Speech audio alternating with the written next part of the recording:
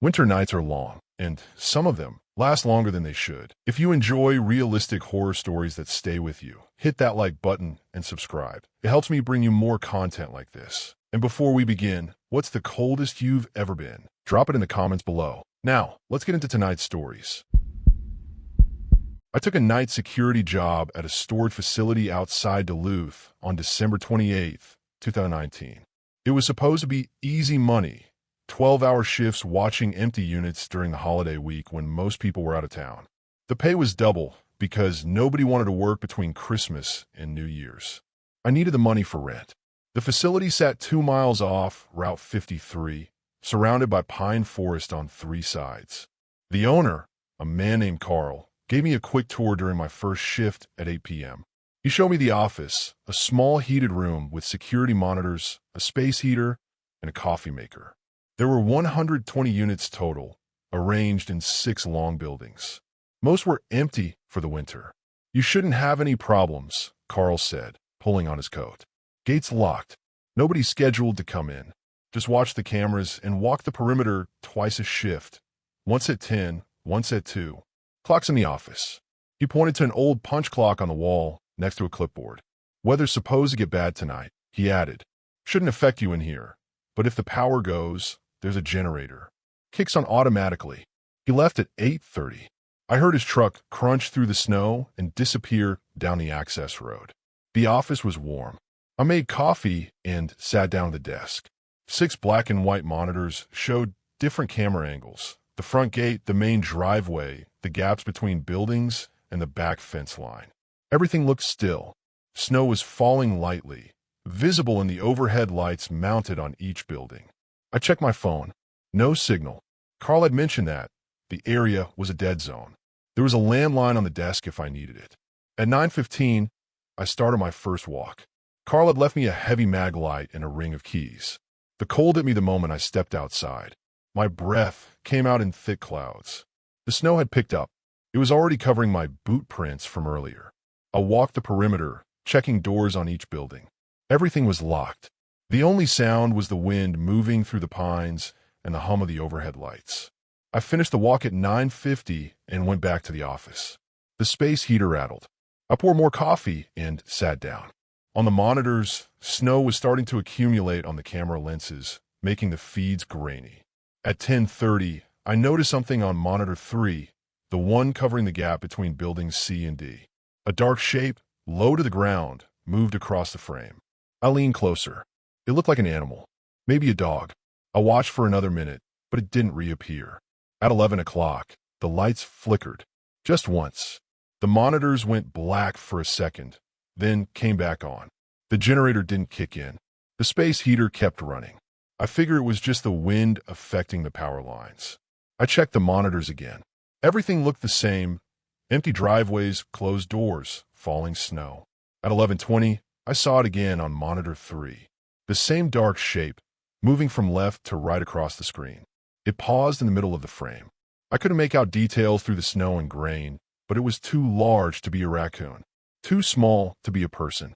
I put on my coat and grabbed the flashlight. Outside, the wind had died completely. The silence was heavy. Snow fell straight down, thick and fast. I walked toward buildings C and D, my flashlight cutting through the darkness. The beam reflected off the snow, making everything look flat and white. I reached the gap between the buildings. There were no tracks. The snow was smooth and undisturbed. I stood there for a moment, sweeping the light back and forth. Nothing moved. I walked the length of the gap and checked the doors on both buildings. Locked. When I got back to the office, it was 11:45. I sat down and looked at the monitors. Monitor 3 showed the same empty gap I just walked through. At 11:52, the lights went out. The monitors died. The space heater stopped. The hum of the refrigerator in the corner cut off. Everything went silent. I waited for the generator. Carl said it would kick on automatically. 10 seconds. 20. 30. Nothing. I turned on the flashlight and stood up. Through the office window, I could see the overhead lights on the buildings were out too. The only light came from my flashlight and the faint gray glow of snow outside. I picked up the landline. Dead. I checked my phone. Still no signal. The office felt smaller in the dark. I moved to the window and looked out at the facility. The snow was falling heavier now, almost sideways in places even though there was no wind. That's when I saw the footprints. They came from the tree line behind Building F, crossed the open lot, and stopped at the office door. I aimed my flashlight down. The prints were directly below the window. They led right up to where I was standing. They were boot prints, adult-sized, recent. The snow hadn't filled them in yet.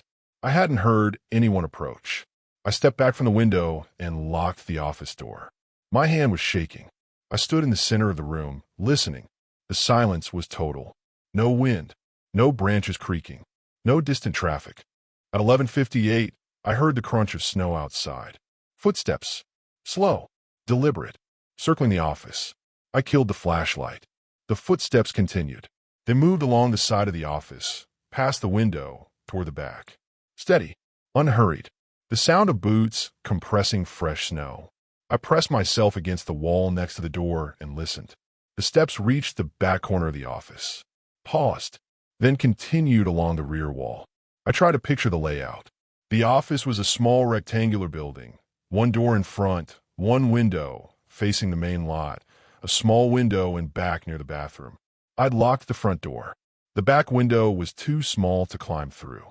The footsteps stopped at the back of the building. I waited. My breath sounded too loud in the darkness. Nothing. I counted to 60. Still nothing. I moved to the front window and looked out. The snow had erased the original prints I'd seen. Fresh snow covered everything. I couldn't see anyone in the lot. At 12:04 a.m., someone knocked on the door. 3 slow knocks. Deliberate. Polite. I didn't move. Another 3 knocks. Same rhythm. Then a voice. Male. Calm. Hey, I saw your light. My car went off the road about a mile back. Can I use your phone? I didn't answer. I know you're in there, the voice said. I saw you in the window. I stayed silent. It's freezing out here, man. I just need to call a tow truck. The voice sounded reasonable. Normal. But something was wrong. The nearest road was 2 miles away. And I've been watching the monitors all night. No headlights had come down the access road. I can hear you breathing, the voice said. I wasn't standing near the door. I backed away slowly, moving toward the desk. My hand found the landline. Still dead. Carl told me you'd be here, the voice said. He said you'd help me out. I stopped moving. Carl hadn't told anyone I was working tonight. He'd specifically said nobody was scheduled to come in. You're working a double shift, right? The voice continued. 8 to 8. That's a long night. Bet you're tired. I never told anyone my shift length. The door handle turned. Slowly. The lock held. I used to work here, the voice said. Back in 2015. Did the same shift you're doing. Same route. Perimeter check at 10 and 2. Same office. Same heater that rattles. The space heater had been off since the power died. It hadn't rattled in 15 minutes. Same clipboard on the wall, the voice said. Next to the punch clock. You signed in at 8:32. I'd signed in, but the clipboard was inside. The door was locked. The windows were too high to see through from outside. I didn't respond. You saw me on monitor 3, the voice said. Twice. At 10:30 and 11:20. My mouth went dry. I know you came looking for me, the voice said. Between buildings C and D. You were standing right where I'd been. You shined your light around. You didn't see the tracks because I hadn't left any yet. That didn't make sense. I'd seen it before I went outside. Time's funny out here, the voice said, quieter now. Sometimes things happen before they happen. Sometimes they happen again. You'll see. The door handle turned again. The lock clicked. The door opened. I raised the flashlight and turned it on. The doorway was empty. Snow blew in, swirling in the beam of light. Beyond the door, the lot was dark and still. I moved forward and grabbed the door, pulling it shut. I locked it and stepped back. Through the window, I saw a figure standing in the lot. It was 30 feet away, facing the office. Dark coat, hood up, hands at its sides. It didn't move. I kept the flashlight on it. The beam barely reached. Through the falling snow, I could only see a silhouette. At 12:19 a.m., the overhead lights came back on. The monitors flickered to life. The space heater hummed. The refrigerator kicked on. I looked out the window. The lot was empty. The figure was gone. I checked the monitors. All 6 feeds showed empty buildings, falling snow, closed doors. Monitor 3 showed the gap between C and D. Nothing there. I sat down at the desk. My hands were shaking. I poured coffee from a thermos I'd filled earlier. It was still hot. At 2 a.m., I was supposed to do my second perimeter check. I didn't go outside. I stayed in the office, watching the monitors, drinking coffee. The power stayed on. Nothing moved on the screens. At 6:30 a.m., the sky started to lighten. The snow had stopped. I could see the lot clearly now. Smooth white coverage, no tracks anywhere except the path I'd made during my 9:15 walk. Carl arrived at 7:45. I heard his truck coming down the access road. He parked near the office and walked in, stomping snow off his boots. "How was it?" he asked. "Power went out around midnight," I said. "Came back on about 20 minutes later." He frowned. "Generator didn't kick in?" "No. I'll have someone check it." He poured himself coffee. "Anything else?" I thought about the footsteps, the voice, the figure in the lot. "No," I said. "Quiet night." He nodded. "Good. Same time tomorrow." I told him I'd think about it. I drove home as the sun came up. Route 53 was empty. I passed the spot where someone had supposedly gone off the road. There were no tire tracks, no disturbance in the snow along the shoulder. 2 days later, I called Carl and quit. He didn't ask why. 3 weeks after that, I was scrolling through local news and saw a story about the storage facility. They were demolishing it. The owner, Carl, had decided to sell the land. The article mentioned that the facility had been the site of an incident in 2015. A night security guard had disappeared during his shift. His car was found in the lot. His coat was in the office. He'd signed in at 8:32 p.m. They never found him. The article included a photo of the office interior. I zoomed in. On the wall, next to the punch clock, was the clipboard. I could just make out the entries. The last signature before mine was dated December 30th, 2015. The handwriting looked exactly like mine. My cousin asked me to check on his cabin on January 4th, 2021. He'd been stuck in Arizona because of flight cancellations, and the forecast was calling for heavy snow in northern Wisconsin. He was worried about the pipes freezing. "It's not hard," he said over the phone. "Just turn up the heat, run the taps for a minute, make sure nothing's leaking. You'll be in and out in 20 minutes. The cabin was 2 hours north of Green Bay, off Highway 141 near the Michigan border. I've been there twice before during summer. Small place, 2 bedrooms, sits on about 5 acres of woods with a creek running through the back of the property. In winter, the area was isolated. The nearest neighbor was a quarter mile down the road. I left at 3 p.m. The roads were clear until I got past Crivets. Then the snow started. Light at first, then steady. By the time I turned onto the gravel access road leading to the cabin, it was coming down heavy. I pulled up at 5:17 p.m. The sun was already setting behind the trees. The cabin looked dark and cold. Snow had drifted against the front door. I grabbed the key from under the fake rock near the porch, exactly where my cousin said it would be, and let myself in. The interior was freezing. My breath clouded immediately. I found a thermostat in the hallway and turned it up to 70. The furnace kicked on somewhere below the floor. I could hear it rumbling. I walked through the main room. Everything looked normal. Furniture covered with sheets. Kitchen clean. My cousin had winterized before he left in November, but the cold snap over New Year's had worried him. I checked the bathroom first. Turned on the sink. Water came out clear and steady. Good pressure. I let it run for 30 seconds, then turned on the shower. Same thing, no problems. I checked the kitchen's sink next. Ran both taps. Everything worked. The cabin was warming up. I could feel the heat starting to pour through the floor vents. I walked to the back window and looked out at the woods. The trees were dark columns against the snow. The creek would be frozen. Everything was still. My phone buzzed. Text from my cousin. "Did you make it?" I started to reply, then noticed I had no signal. I must have had just enough coverage for his text to come through. I walked around the cabin holding my phone up, trying to find a bar. Nothing. I gave up and went back to checking the place. The bedrooms were fine. No leaks. No damage. The furnace was doing its job. The air was already warmer. I looked at my watch. 5:43 p.m. I'd be out of here in 10 minutes, back on the road by 6. Home by 8 if the snow didn't get worse. I walked back to the main room and stopped. One of the sheets covering the couch had moved. I'd walked past it 3 times. It had been draped evenly over the cushions. Now, one corner was pulled back, exposing the armrest. I stared at it. Maybe the heat was causing the fabric to shift, expanding air or something. I walked over and straightened it, tucking the corner back under the cushion. The furnace shut off. The sudden silence was complete. I stood there listening. The wind outside, the creak of the house settling. Nothing unusual. At 5:51, I heard a thump from upstairs. The cabin didn't have an upstairs. It was single story. I looked at the ceiling. Solid wood beams. Flat roof. No attic access that I'd ever seen. Another thump, directly above me, like something heavy being set down. I walked to the center of the room and looked up. The ceiling was maybe 8 feet high. Above, it would be the roof structure and insulation. Not enough space for anyone to move around. The sound came again. A dragging noise this time. Something sliding across the floor above me, except there was no floor up there. I grabbed my coat and moved toward the door. The dragging stopped.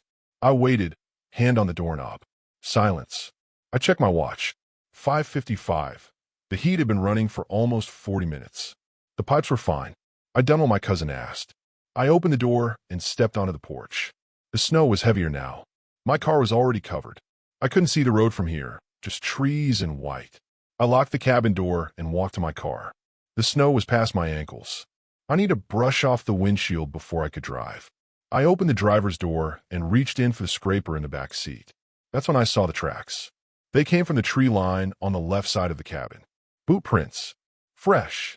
They went straight to the front porch, up the steps, and stopped at the door. I looked back at the cabin. The door was closed. Locked. I'd just come out that way. The tracks were under my own footprints. They'd been made before I came outside. I walked back to the porch slowly, following the prints. They were clear and deep, someone heavy.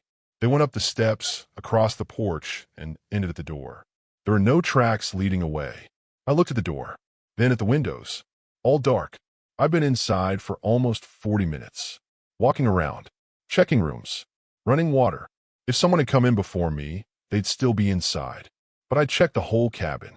2 bedrooms, bathroom, kitchen, closets. I would have seen them. I pulled out my phone. No signal. I was 2 hours from home. The nearest neighbor was a quarter-mile away through the woods in heavy snow. I looked at the cabin again. The windows were dark, but I could see the faint glow of the thermostat display in the hallway. At 6:04 p.m., the porch light turned on. I hadn't touched it. There was no timer. The switch was inside, next to the door. The light spilled across the porch and the snow. I stood at the bottom of the steps, looking up. Through the window, next to the door, I saw movement.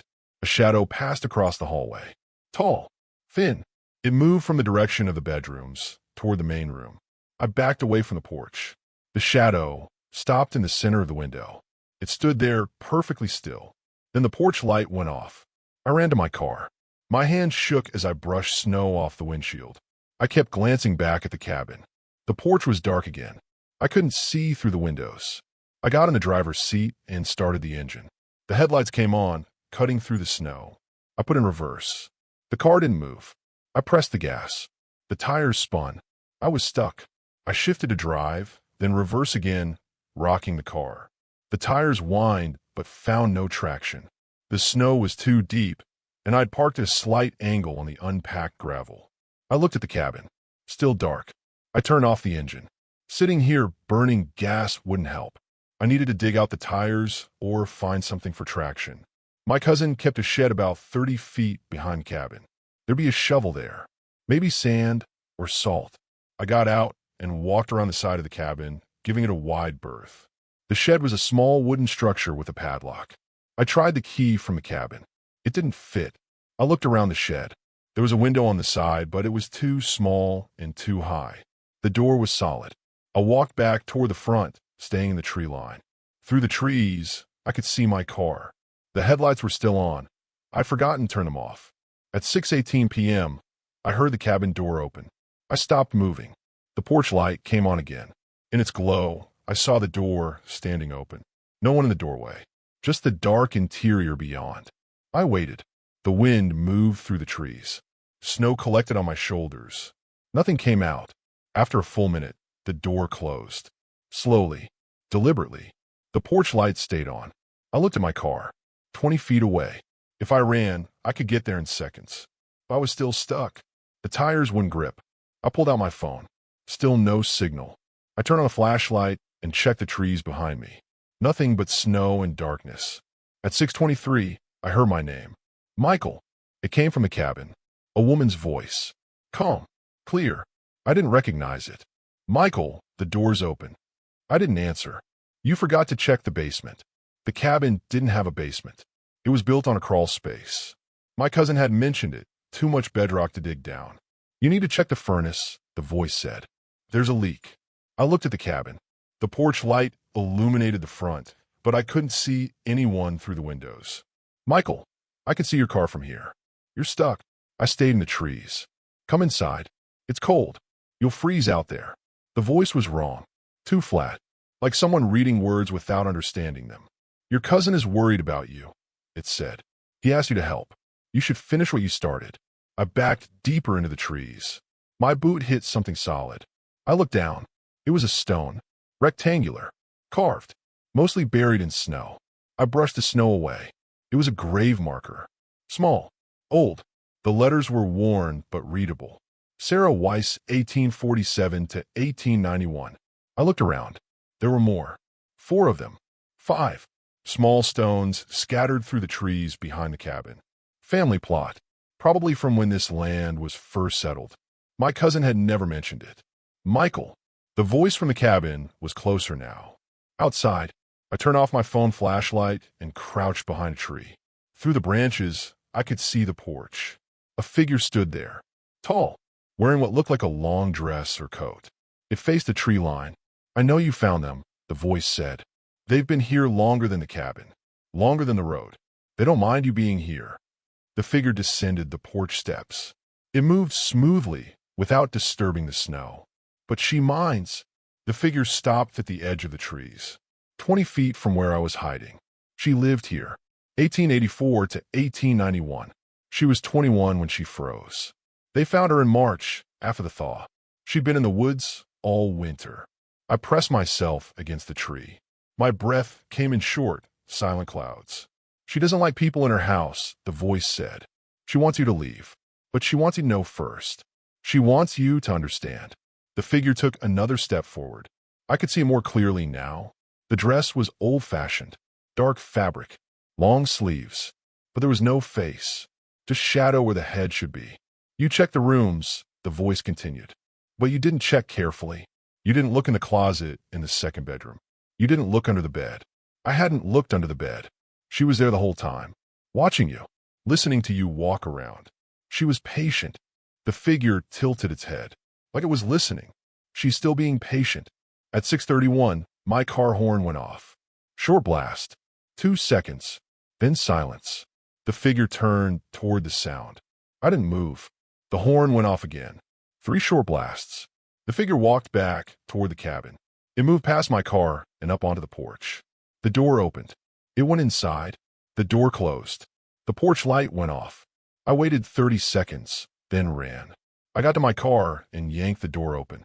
The keys were in the ignition. The headlights were still on. I started the engine and threw it in reverse, pressing the gas hard. The tires caught. I don't know how. The car shot backward, fishtailing. I cranked the wheel and shifted to drive. The tires spun, then gripped. I accelerated down the access road, not looking back. I hit Highway 141 at 6:47. My hand was shaking so badly, I had to pull over. I sat there with the heater running, staring at the empty road. My phone buzzed. 1-bar signal. Text from my cousin. Everything okay? I looked at the message. Then at the timestamp. He'd sent it at 5:52 p.m., almost an hour ago. I'd watched it come through when I was in the cabin, but my phone showed arriving just now. At 6:49, I called him. It went straight to voicemail. I drove home. I didn't stop until I was back in Green Bay. The next morning, I called my cousin. He was back in Arizona, waiting for a flight. How'd it go, he asked. Fine, I said. Heat's working. Pipes are fine. Thanks, man. I owe you. I almost told him about the graves, about the figure, about the voice. Instead, I asked, how long have you owned that cabin? About 3 years. Got it from an estate sale. What? Just curious. Who owned it before? Not sure. Some family trust. It had been empty for a while. I got a good deal because of it. I didn't say anything. You okay? He asked. Yeah, just tired. Long drive. We hung up. I went online and searched property records for the area. The cabin's address came up. Ownership history went back to 1982. Before that, the records were incomplete. I found a historical society website for the county. They had a section on old homesteads. I searched for the area around Highway 141. One entry caught my eye. A farmstead established in 1847 by a family named Weiss. Burned down in 1891. The daughter, Sarah, had disappeared that winter. They found her remains in the woods the following spring. The article said the family abandoned the property after that. Too much grief. Too many memories. The location matched my cousin's cabin. 2 weeks later, my cousin called me. He was back in Wisconsin. Hey, weird question, he said. Did you see anyone else at the cabin when you were there? My stomach tightened. No. What? I got the security footage from my trail camera. I mounted one on a tree near the driveway last fall. Battery finally died, but I checked the SD card. He paused. There's footage from January 4th. Shows your car pulling up at 5:17. Shows you going inside. Then at 6:31, it shows you running to your car and driving away. Okay, I said. But there's someone else, he said, standing on the porch, in the frame for maybe 10 seconds. Looks like a woman in old clothes. Then she turns and goes back inside. Did you see her face? I asked. No, he said quietly. The video quality isn't great. But Michael, the timestamp says she went inside at 6:33. So, you'd already left. Your car is gone in the frame. But she's still there, walking into an empty cabin. He stopped. I'm selling the place, he said. I can't explain it, but I don't want it anymore. I didn't argue. He sold it 6 weeks later. I don't know who bought it. I never went back. But sometimes late at night, I think about the closet in the second bedroom, the one I didn't check, and I wonder what I would have seen if I'd opened it. I worked as a snowplow driver for the county in northern Maine during the winter of 2018. The job was straightforward, 12-hour shifts, usually midnight to noon, clearing Route 11 between Ashland and Portage. The pay was good, and I didn't mind the isolation. Most nights, I'd see maybe 3 or 4 other vehicles on the entire route. January 15th was a Tuesday. The forecast called for 8 to 10 inches overnight. I reported to the depot at 11:30 p.m., did my pre-trip inspection, and pulled out at 11:52. The plow was a 2015 International with a 10-foot blade and a salt spreader. The cab was heated, the radio worked, and I had a thermos of coffee and a sandwich. Everything I needed for a quiet shift. I started my route heading north. The snow was already coming down steady. Route 11 was empty. No traffic, no lights except my own. Just trees on both sides and white lines disappearing under fresh powder. At 12:47 a.m., I passed the turnoff for SQA Pan Lake. There was a small rest area there, a gravel lot with a couple of picnic tables and an outhouse. I'd stopped there plenty of times during summer. In winter, it was deserted. As I passed, my headlights caught something in the lot. A car, sedan, dark color, maybe blue or black, parked facing the road. I slowed down. It was unusual, but not unheard of. Sometimes people pulled over to sleep or wait out bad weather. I considered stopping, but the snow was picking up and I had 20 more miles to clear before my turnaround point. I kept going. At 1:15 a.m., I reached the end of my section near Portage. I turned around and started back south. The road behind me was already accumulating again. That's how it goes with heavy snow. You clear it, and an hour later, it's like you were never there. At 1:58 a.m., I passed the rest area again. The car was still there.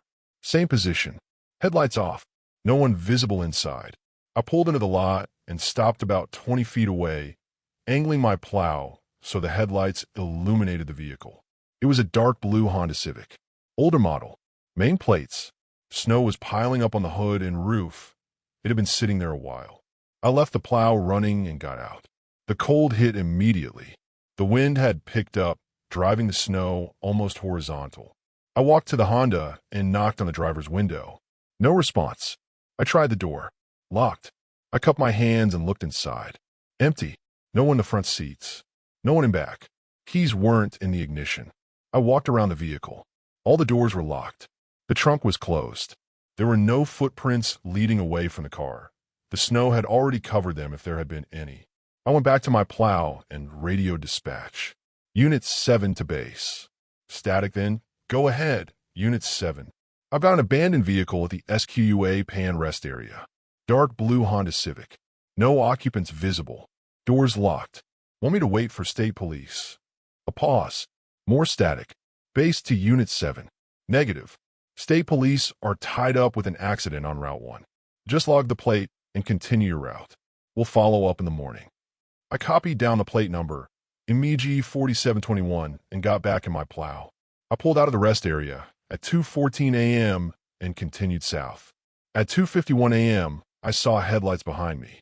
I checked my mirrors. A vehicle was following about 100 yards back. Sedan. Headlights were low to the ground. It stayed there for the next 3 miles, maintaining the same distance. I wasn't going fast, maybe 30 miles per hour with the plow down. Most people would pass me when it was safe.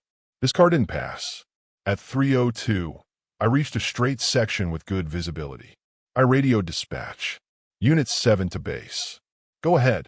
I've got a vehicle following me southbound on Route 11. Been behind me for about 10 minutes. Not passing. Can you check if there are any other units in the area? Stand by. I watched the mirrors. The headlights stayed locked at the same distance. Unit 7, negative. You're the only plow on that section. Might be someone waiting for you to clear a path. Copy. I kept driving. The vehicle kept following. At 3:18, I passed through a small intersection with a gas station on the right. Closed for the night. I glanced in my mirror as I went through. The vehicle behind me was a dark blue Honda Civic. I looked at my logbook on the passenger seat. The plate number I'd written down, MEG 4721. I checked the mirror again. The car was still there. Same distance. Headlights steady. My radio crackled. Unit 7 base. I picked it up. Go ahead. State police advised that the vehicle you reported, the Honda at SQUA Pan, registered owner is deceased. Vehicle was reported stolen 3 weeks ago from a residence in Presque Isle. I looked in the mirror. The Honda was still following. Copy that, I said. The vehicle is currently behind me on Route 11. Silence. Say again, Unit 7. The Honda. It's following me. About 100 yards back. A longer pause. Unit 7, confirm. You're saying the abandoned vehicle from the rest area is now behind you? Affirmative. Stand by. I kept driving. The Honda kept following. At 3:34, I approached a long curve that wrapped around a hillside. The road narrowed slightly. I took the curve at 20 miles per hour. Halfway through, I checked my mirror. The Honda was gone. I straightened out of the curve and looked again. The road behind me was empty, just falling snow and my fresh plow tracks. I radioed dispatch. Base, Unit 7. The Honda is no longer behind me. It's gone. Did it turn off? Negative. There are no turnoffs on this section. It just disappeared. Static. Copy, Unit 7. Continue your route. I kept going. My hands were tied on the wheel.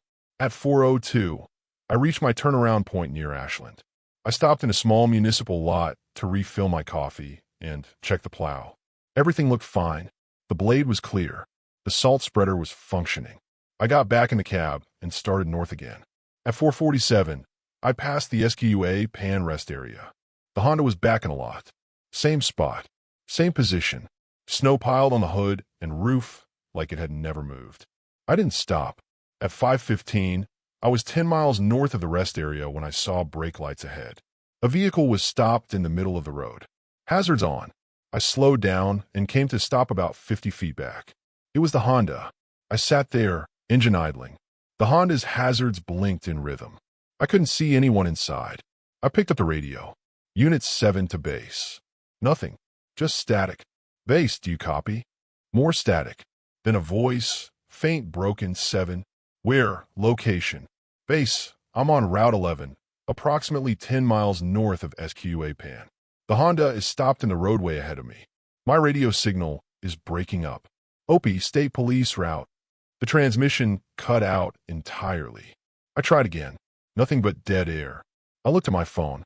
No signal. Not unusual out here, but the timing felt wrong. The Honda's driver door opened. I put the plow in reverse. Before I could move, someone stepped out of the Honda. A woman. She stood in the road between her car and my plow, illuminated by my headlights. She wore jeans and a light jacket, not nearly enough for the weather. No hat, no gloves. She didn't move toward me. She just stood there, arms at her sides, facing my plow. I rolled down my window halfway. "Ma'am, are you okay?" I called out. She didn't respond. "Ma'am, you need to move your vehicle. I need to clear this road." Nothing. I tried the radio again. Still dead. I looked at her. She was maybe 30 feet away. Her hair was moving slightly in the wind, but she wasn't shivering. Wasn't moving at all except for that. "Do you need help?" I shouted. She took a step forward. I put my hand on the gear shift. She took another step, then another, walking slowly toward my plow. Her eyes were fixed on the windshield, on me. When she was 20 feet away, I saw her face clearly. It was blue, not pale blue, the color of someone who'd been in the cold too long. Her lips were dark. Her expression was blank. She kept walking. At 15 feet, I threw the plow in reverse and hit the gas. The tires spun, then caught. I backed up fast, watching her in my headlights. She stopped walking and just stood there in the middle of the road. I reversed for 50 yards, then stopped. My heart was hammering. She turned around slowly and walked back to the Honda. She got in. The door closed. The Honda's engine started. The reverse lights came on. It backed up toward me. I shifted into reverse again and continued backing down Route 11. The Honda followed, reversing at the same speed I was going. We moved like that for a quarter mile, both vehicles going backward through the snow. Then the Honda stopped. I stopped too, keeping my distance. The Honda's engine shut off. The lights went dark. I waited. 5 seconds. 10. 20. Nothing moved. I put the plow in drive and started to pull forward slowly. As I got closer, I kept my eyes on the Honda. No movement inside. No lights. When I was 30 feet away, the driver's door opened again. The woman stepped out. Same position. Same blank expression. This time she spoke. "You saw me." Her voice carried over the wind. Flat. Emotionless. I didn't respond. "At 12:47, she said. "You saw my car. You slowed down. But you didn't stop." My mouth went dry. "I was in there," she continued. "In the back seat. Under a blanket. I was still breathing." I looked at the Honda. The back window was dark. "He put me there," she said. "After. He drove me to the rest area and left me. He thought I was dead. But I wasn't. Not yet." She took a step forward. "I saw your lights go by. I tried to move. Try to make noise. But I couldn't. Too cold. Too weak." Another step. "You passed me again at 1:58. I was still alive then. Barely. I watched your lights turn into the lot. Watched you get out. Watched you look in the windows." I remembered. Standing there. Looking through the driver's side window. Seeing nothing. "I was right there," she said. "In the back. Under the blanket. You were 3 feet away from me." She was 15 feet from my plow now. "You left. And I died. At 2:09 a.m. Alone in that parking lot. I couldn't breathe. But before I did, I saw your truck number. Unit 7. I saw your face through the window." She stopped walking. "I wanted you to know," she said. "I wanted you to understand. If you'd stopped at 12:47, I'd be alive. If you'd looked harder at 1:58, you would have found me." My hand shook on the wheel. "I'm not angry," she said. "I just want you to remember. Every time you drive this route, every time you see a car in that rest area, every time you think about checking, or not checking." At 5:33 a.m., a semi-truck came around the bend behind me, horn blaring. I snapped my head around. The truck's lights were blinding in my mirrors. I looked forward again. The Honda was gone. The woman was gone. The road was empty. The semi pulled up beside me and stopped. The driver rolled down his window. "You okay?" he shouted. "You've been sitting here for 10 minutes with your flashers on." I looked at my dashboard. My hazard lights were blinking. I didn't remember turning them on. "I'm fine," I said. "Just checking my equipment." He nodded and drove past, his trailer kicking up snow. I turned off the flashers and continued my route. At 6:12 a.m., I passed the SQA Pan rest area again. The Honda was there. Same spot. But this time, There was a state police cruiser parked next to it. Two troopers were examining the vehicle. I slowed down, but didn't stop. At 7:30, I finished my shift and returned to the depot. I filed my log and went home. The next day, I saw a news article online. A woman's body had been found in an abandoned vehicle at the Squa Pan Lake rest area. The victim had been missing for 3 weeks. Preliminary autopsy suggested she died from exposure sometime during the early morning hours of January 16th. Time of death was estimated at 2:09 a.m. The article said a snowplow driver had reported the vehicle twice that night, once at 1:58 a.m. and again around 3:30 a.m.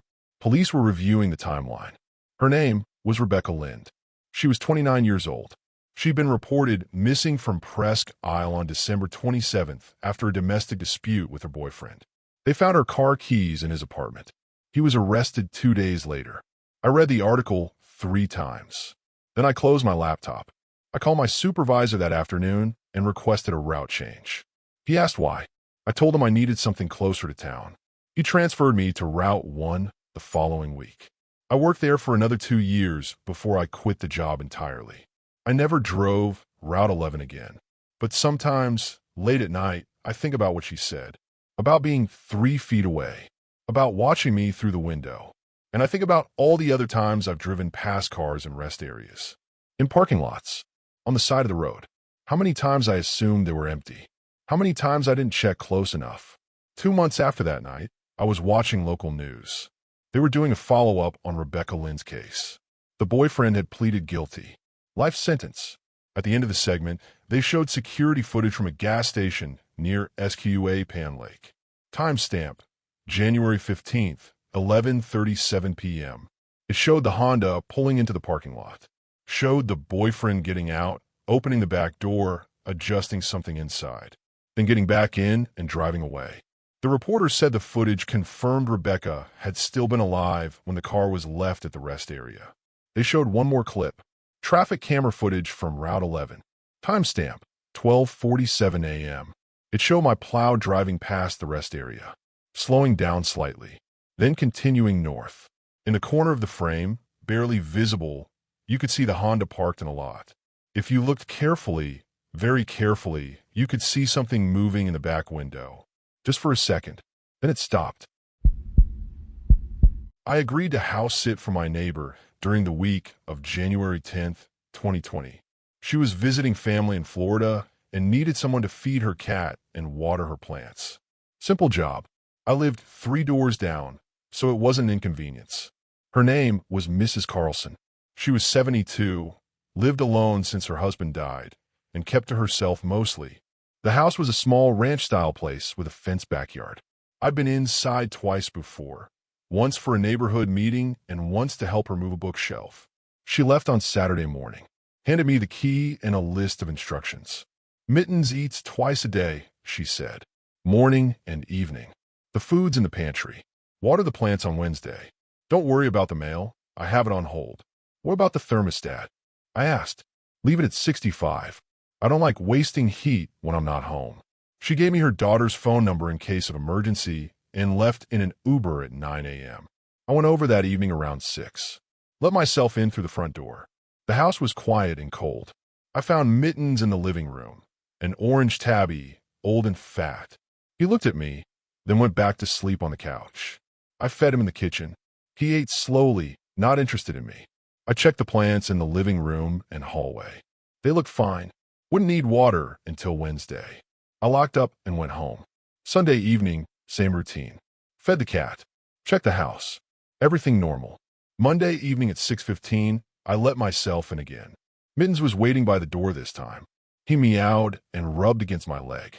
I fed him, and he ate quickly. While he was eating, I walked through the house. Mrs. Carlson had asked me to make sure everything looked secure. I checked the back door. Locked. Checked the windows in the bedrooms. Closed and locked. In the hallway, I stopped. One of the closet doors was open. I'd walked past it the previous 2 nights. It had been closed both times. I remembered noticing it because Mrs. Carlson kept the house very tidy, everything in its place. I looked inside. Coats. Shoes on the floor. Vacuum cleaner.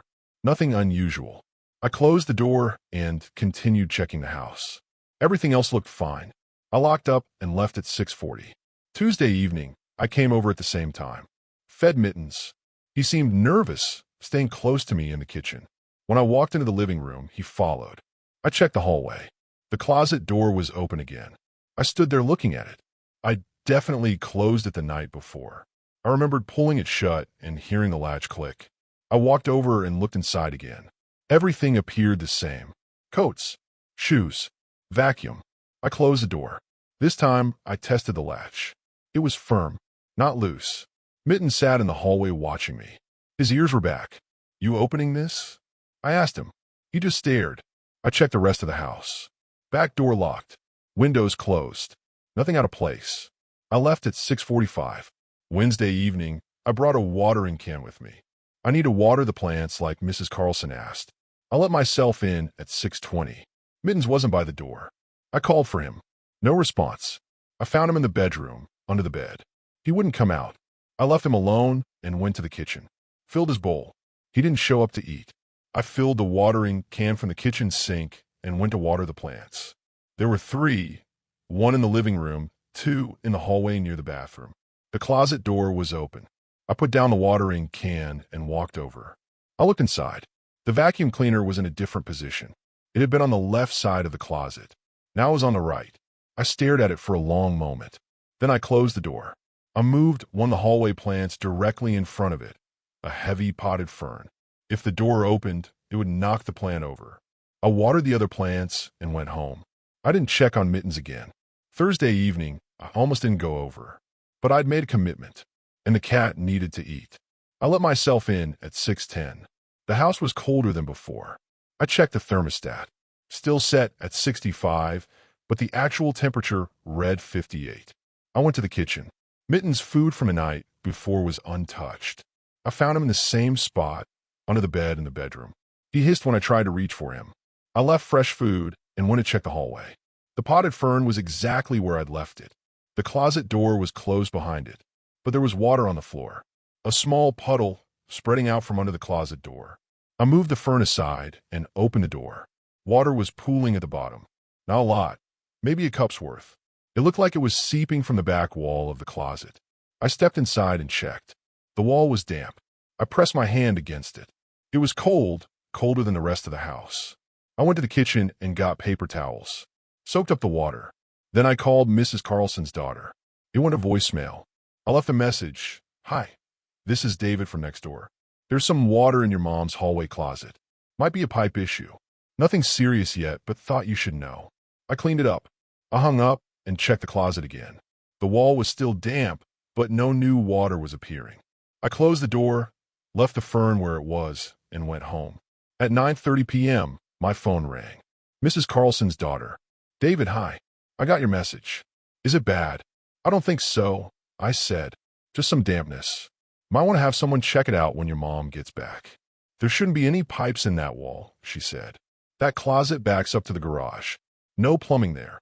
I looked out my window toward Mrs. Carlson's house. The lights were off. I turned them off when I left. "Maybe it's condensation," I said. "Maybe. I'll let Mom know. Thanks for catching it." We hung up. I tried to sleep, but couldn't. At 11:45 p.m., I got up and looked out my bedroom window. Mrs. Carlson's house was dark, but there was something wrong. The front door was open. I stared at it. I'd locked it. I was certain. I got dressed and walked over. The street was quiet. No cars. No one outside. I approached the house slowly. The door was standing wide open. No lights on inside. "Mittens?" I called from the doorway. No response. I stepped inside and found the light switch. The living room looked normal. I checked the kitchen. Mittens' food was still untouched. I walked to the hallway. The closet door was open. The fern was on its side. Soil spilled across the floor. Water was running out of the closet. Not seeping, running. A steady stream, flowing into the hallway. I looked inside. The back wall was gone. Not broken. Not damaged.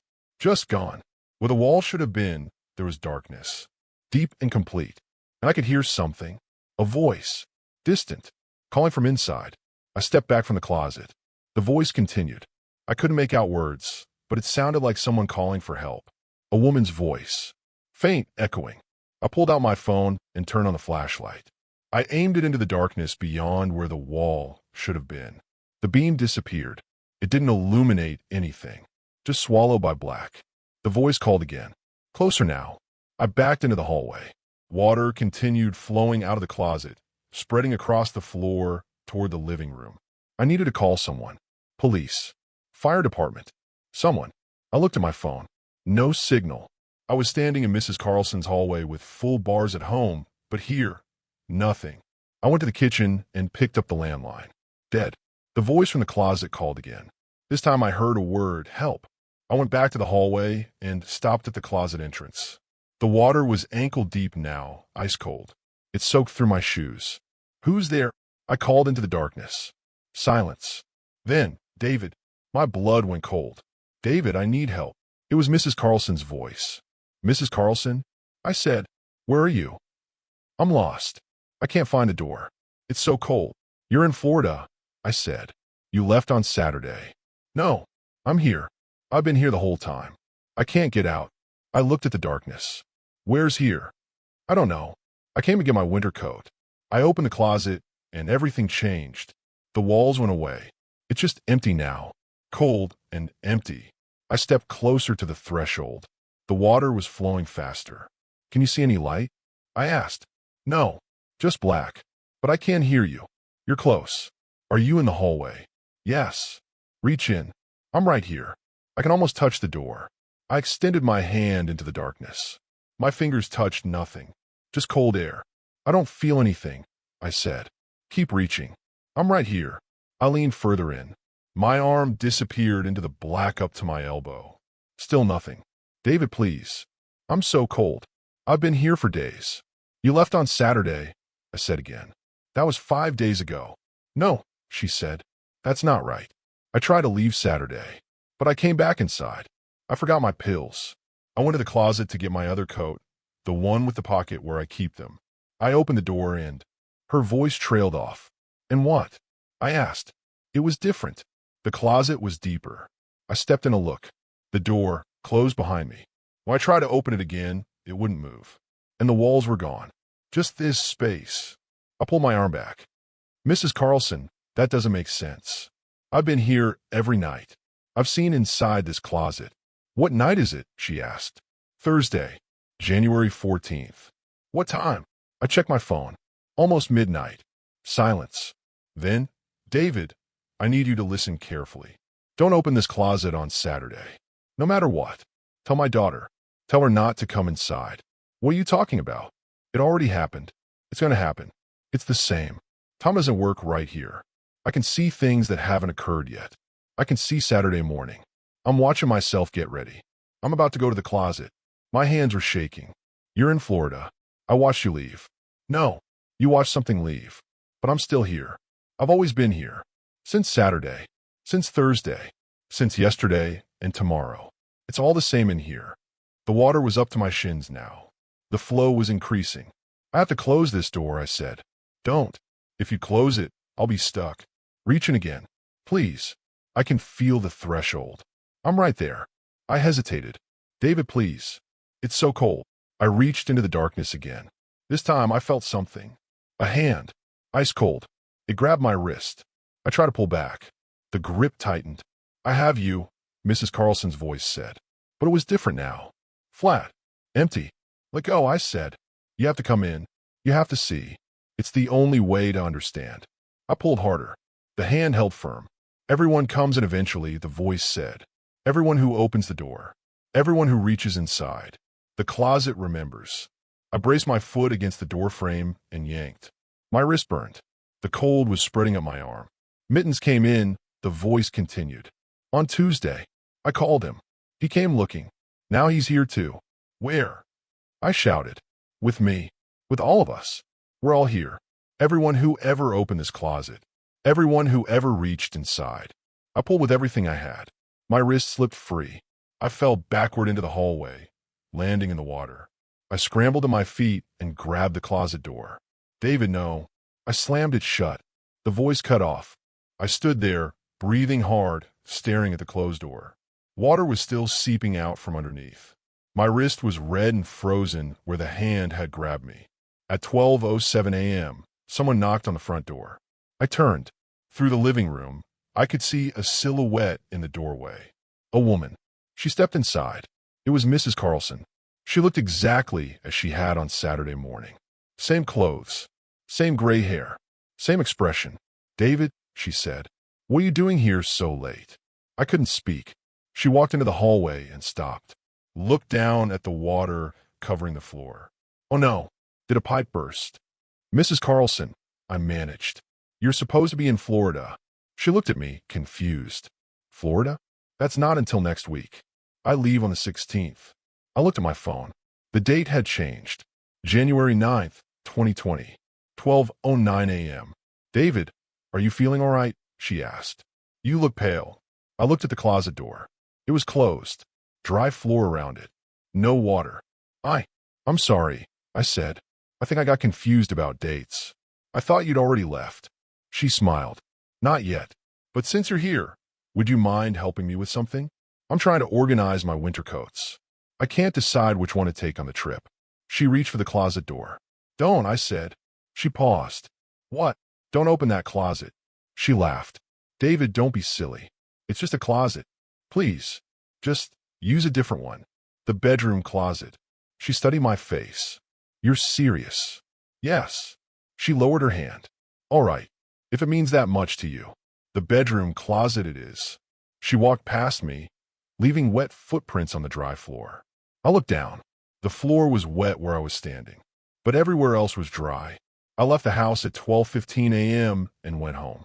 I didn't sleep. The next morning, Friday, January 10th, I saw Mrs. Carlson getting into an Uber. She waved at me from the driveway. I waved back. She left for Florida. I received a text from her daughter that afternoon asking if I could still house sit starting Saturday evening. I said yes. Saturday evening, I let myself in at 6 p.m. Fed mittens. Checked the house. The closet door in the hallway was closed. I didn't open it. Sunday evening, same routine. Monday evening. Tuesday. Wednesday. Thursday. Every night, the closet door stayed closed. Every night, Mittens was fine. Eating normally. Acting normal. Mrs. Carlson came home the following Saturday. I returned her key. "How was everything?" she asked. "Fine," I said. "No problems." She smiled. "Thank you so much. Mitten seems happy. House looks great." I nodded. "Oh," she said. "One odd thing. I opened the hallway closet this morning to put away my coat. There was water on the floor. Just a small puddle. Must be condensation or something. I'll have someone look at it." I didn't say anything. "Also," she continued, "I found something strange. In the back of the closet. Behind the coats." My chest tightened. "What?" "A name carved into the wall. Looked old. Said Margaret H., 1987. I don't remember seeing that before.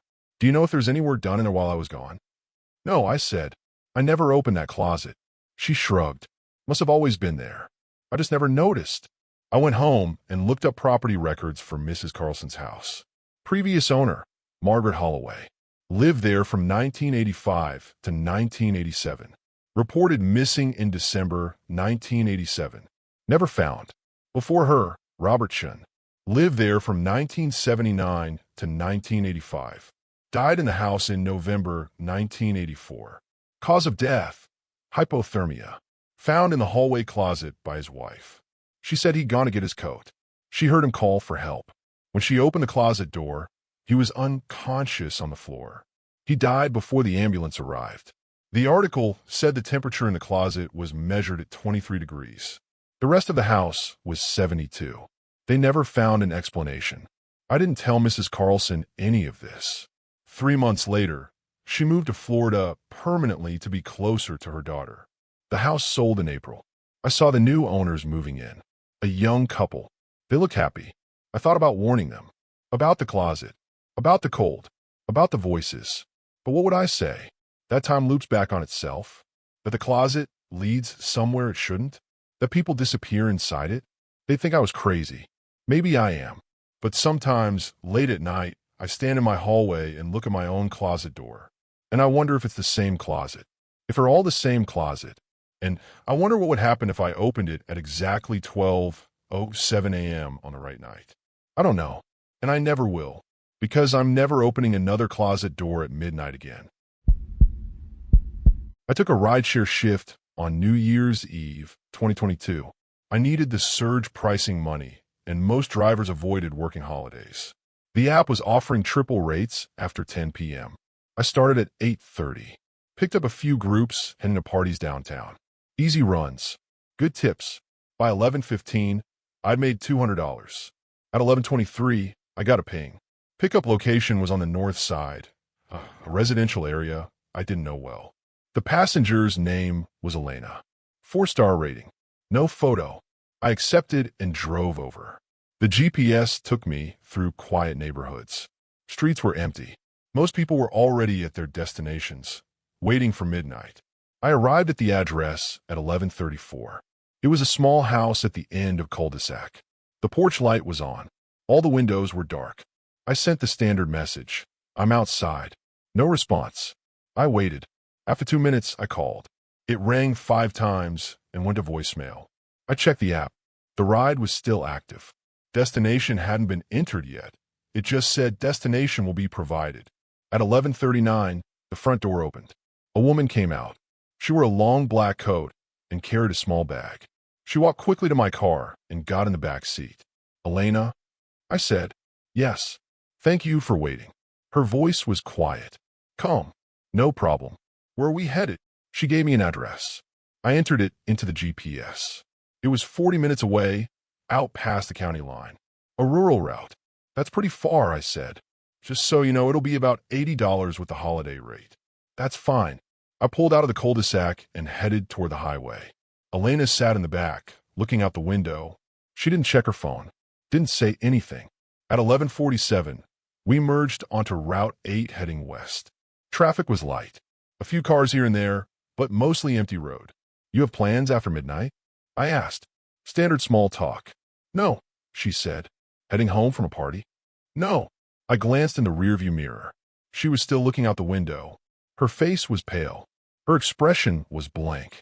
I didn't push it. Some passengers didn't want to talk. That was fine. At 11:58, we exited the highway. The GPS directed me onto a two-lane road that cut through farmland.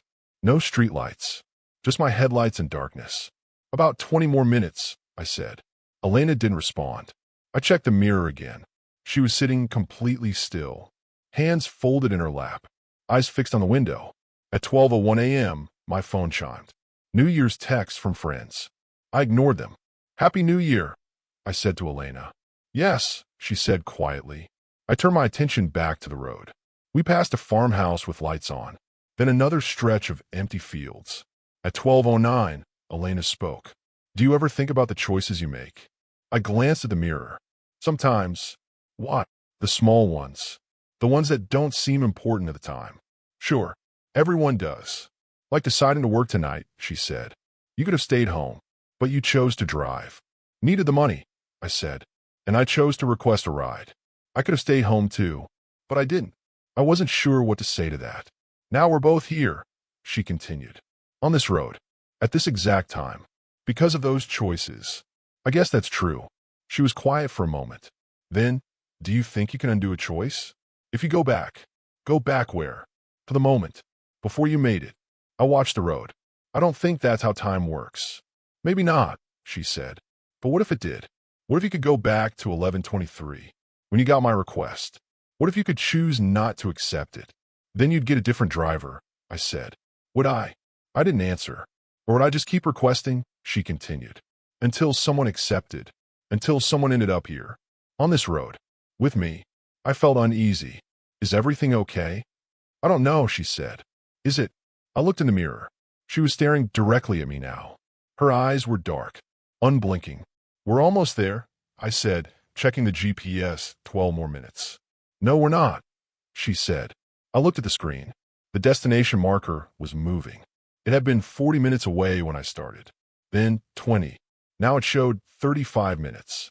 That wasn't possible. I refreshed the app. The destination jumped again. 42 minutes. What's going on? I said. We're not going anywhere, Elena said. We're just driving. We've been driving since 11:34. We'll keep driving until we stop. What does that mean? It means you need to make a choice, she said. You need to decide when to stop. I looked at the road ahead. It was straight, empty, exactly the same as it had been for the past 10 minutes. Where do you want me to stop? I asked. Anywhere. Nowhere. It doesn't matter. My hands tightened on the wheel. I'm going to end this ride. You can request another driver. I did, she said. 37 times. This is the 38th. I pulled over to the shoulder and stopped. Put the car in park. I turned around to face her. Look, I don't know what's happening here, but she wasn't there. The back seat was empty. I stared at it. Her bag was gone. No coat. No passenger. I checked the app. The ride was still active. Timer running. Passenger name, Elena. I got out and opened the back door. Nothing. I looked down the road in both directions. Empty. No cars. No lights. No one walking. I got back in the car and checked my dash cam. I scrolled back to 11:39, the timestamp when she got in. The footage showed my car sitting in front of the house. The front door never opened. No one approached the vehicle. The back door never moved. But at 11:39, the app showed the ride starting. Passenger picked up. I scrolled forward. The footage showed me driving, talking, looking in the rearview mirror. The back seat was empty the entire time. I was talking to no one. At 12:31 a.m., my phone rang. The caller ID said Elena. I didn't answer. It rang again. Same name. I declined the call. A text came through. You stopped. Wrong choice. I started the car and pulled back onto the road. I didn't know where I was going. I just needed to move. The GPS recalculated. Destination, 40 minutes. I drove. At 12:47, I passed the same farmhouse with lights on. I recognized it. The white fence. The red barn. I'd passed it 30 minutes ago. I kept driving. At 1:03, I passed it again.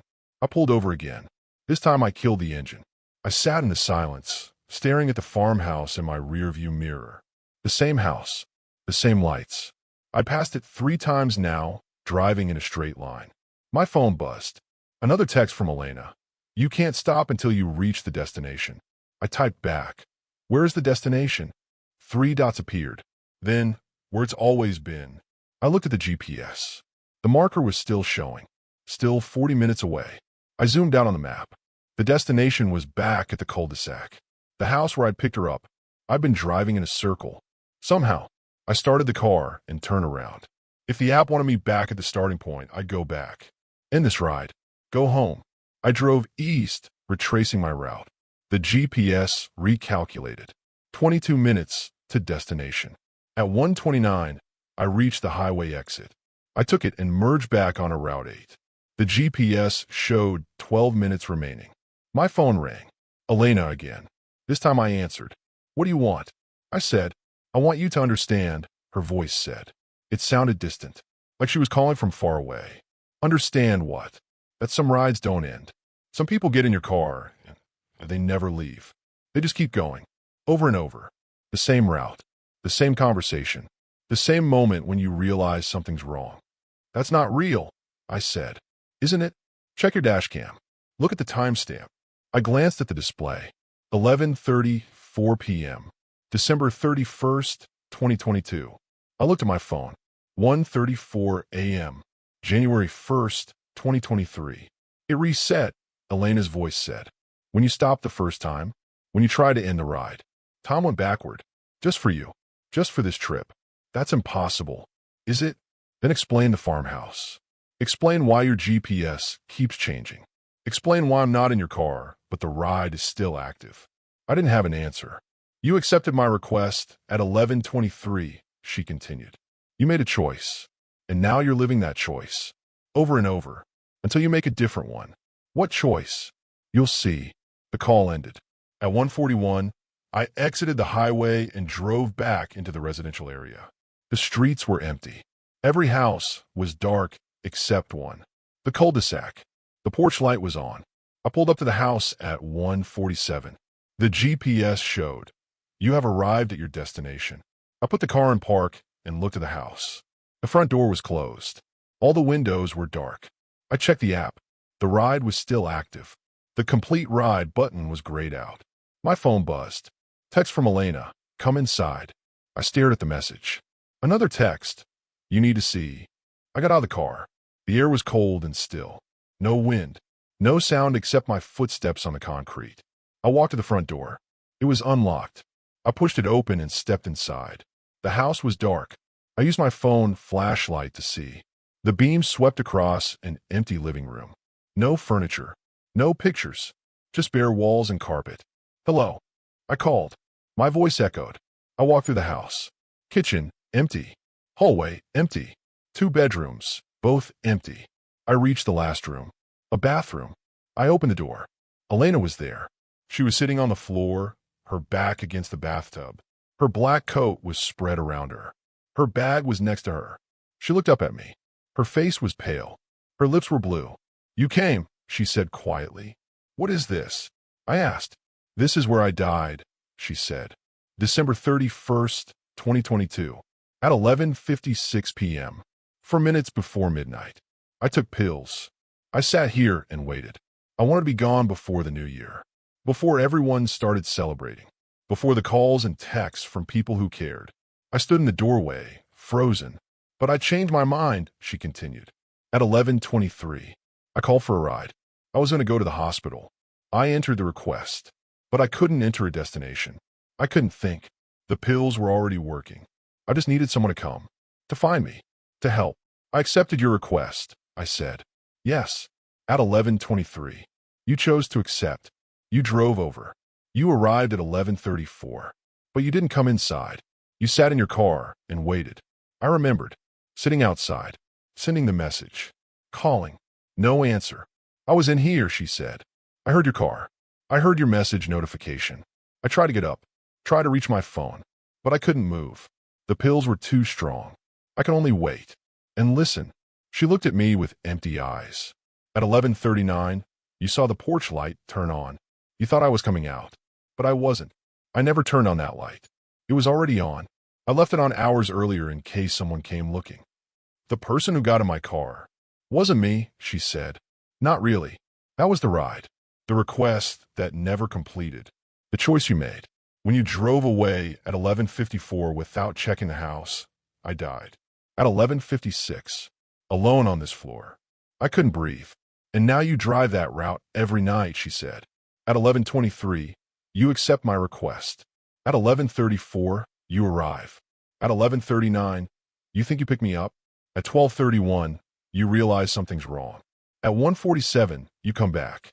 And we have this conversation. How many times? I whispered. I've lost count. Hundreds. Maybe thousands. Every New Year's Eve. Every night in your dreams. Every time you take a ride and wonder if the passenger in your backseat is really there. She stood up slowly. She looked exactly as she had in my car. Black coat. Small bag. Pale face. But tonight, she said, you came inside. You made a different choice. You didn't just drive away. What happens now? I asked. She walked toward me. Stopped a foot away. Now you wake up, she said. She placed her hand on my chest. Everything went white. I woke up in my car. I was parked outside the house. The porch light was on. My phone showed 11:39 p.m. December 31st, 2022. The app showed a notification. Passenger no-show. Ride canceled. I looked at the house. The front door was closed. I got out and walked to the door. It was unlocked. I went inside. I found her in the bathroom. She was unconscious but breathing. I called 911. The ambulance arrived at 11:51. They took her to the hospital. She survived. I gave a statement to the police. Told them I was a rideshare driver. The passenger hadn't come out. I got worried and checked the house. They thanked me. Said I'd saved her life. I drove home at 1:30 a.m. I didn't work New Year's Eve again. 3 weeks later, I got a message through the rideshare app. From Elena. Thank you for coming inside. Thank you for making a different choice. I wrote back. Are you okay? Yes. I'm getting help. I wanted you to know what you saw that night. In your car. On that road. That was real. All of it. I was trapped in that moment. In that choice. But you freed us both. I stared at the message. How many times did I drive past? I asked. Her response came a minute later. Only once. But it felt like forever. I never heard from her again. But sometimes when I'm driving late at night, I check my back seat just to make sure it's empty. And I always wonder about the choices I make, the requests I accept, the rides I take, because sometimes a single choice can trap you in a moment forever, or it can save two lives. You never know which it'll be until you make it. I volunteered for the overnight shift at a winter emergency shelter on January 8th, 2019. The shelter was run by a local church and operated from November through March. They needed volunteers to monitor the building while people slept, make sure the heat stayed on, handle any emergencies, keep things peaceful. The coordinator, a woman named Ruth, gave me a quick orientation at 9 p.m. "We have 18 people staying tonight," she said. 12 men in the main hall, 6 women in the side room. Lights out is at 10. You'll be alone until the morning volunteer arrives at 6. If there's a medical emergency, call 911. If someone gets violent, call the police. Otherwise, just keep an eye on things. She showed me the small office near the entrance. There was a desk, a monitor showing the security cameras, a space heater, and a coffee maker. "Bathrooms are down that hall," she said, pointing. "Kitchen is through there. You can help yourself to anything in the fridge." Questions? "What about going outside?" I asked. "The door's locked from the inside at 10:30. Anyone who leaves after that can't get back in until morning. It's a safety rule. Make sure everyone knows before lockdown." She left at 9:45. I settled into the office and watched the security monitors. 2 cameras covered the main hall, 1 covered the women's room, 1 showed the entrance, and 1 pointed at the back door. At 10 o'clock, I announced lights out over the intercom. The main hall went dark. A few people were still moving around, getting settled. By 10:15, everyone seemed to be in their bunks. At 10:30, I locked the front and back doors. I checked the monitors. Everyone appeared to be asleep. The shelter was quiet, just the hum of the heating system and the occasional cough or shifting of blankets. At 11:20, I made my first walk through. I took a flashlight and checked both rooms. Everyone was in their beds. The bathrooms were empty. Everything looked fine. I went back to the office and poured coffee. At 11:47, I noticed something on the monitor showing the main hall. One of the bunks was empty. A man's bed near the back wall. I could see the blanket pulled aside. I checked the other cameras. No one in the bathrooms. No one in the kitchen. No one at the doors. I did a head count on the monitors. 17 people. 1 missing. I grabbed the flashlight and went to the main hall. Walked quietly between the bunks to the empty one. The blanket was still warm. Whoever had been there had left recently. I checked the bathrooms again. Empty. Checked the kitchen. Empty. I went back to the office and reviewed the camera footage. I scrolled back to 11:35. On the monitor, I watched the man get out of his bunk. He walked toward the back of the hall. I disappeared off camera. I switched to the back door camera. Nothing. He never appeared there. I scrolled through all the cameras. He didn't show up on any of them. At 11:58, I heard a knock on the back door. I walked to it and looked through the small window. A man stood outside in the snow. He wore a thin jacket and jeans. No hat. No gloves. His breath came out in clouds. "Let me in," he said. His voice was muffled through the door. "Sorry," I said. "Doors are locked until 6 a.m. That's the policy." "I know, but I need to come back in. I just stepped out for a minute. The doors lock at 10:30. If you left after that, you can't come back." "I didn't leave through a door," he said. I stared at him through the window. "What?" "I went through the wall. In the back of the hall. There's a space. I went through. Now I need to come back." "There's no space in the wall," I said. "Yes, there is. You just can't see it. But it's there. I go through it sometimes. Well, I need to think. When it gets too loud in my head." I didn't know what to say. "Please," he said. "It's cold. I need to come inside. I can't unlock the doors. That's the rule. Then I'll go back through the wall." He turned and walked away from the door. I watched him cross the parking lot toward the back of the building. He disappeared around the corner. I went back to the office and checked the cameras. The main hall showed 17 people sleeping. The back door camera showed the empty parking lot. At 12:14 a.m., I walked to the main hall again. I went to the back wall where the empty bunk was. I ran my hand along the concrete. Solid. No gaps. No spaces. I checked the bunk again. Still empty. I went back to the office. At 12:31, There was another knock on the back door. I didn't want to answer it, but the knocking continued. Slow, steady, 3 knocks. Pause. 3 more knocks. I went to the door and looked through the window. The same man. He looked worse now. His face was pale. His lips were turning blue. Let me in, he said. I told you I can't. Then let me through the wall. There's no wall entrance. You're confused. You need to go to the emergency room. There's a hospital 3 blocks from here. I can't walk 3 blocks, he said. I can barely stand. I've been outside for hours. I'm freezing. You've been out there for 30 minutes. No, he said quietly. I've been out here since 1997. I left through the wall. I've been trying to get back ever since. I stepped back from the door. This shelter wasn't here in 1997, I said. Yes, it was. Different name. Same building. Same wall. I was staying here on January 9th. I went through the wall at 11:47 p.m. I haven't been warm since. I checked the cameras. The main hall showed 17 people. Then I counted again. 18. All the bunks were occupied. The empty bunk near the back wall now had someone in it. I looked at the back door camera. The man was still standing outside. But on the main hall camera, someone was lying in his bunk. How is that possible?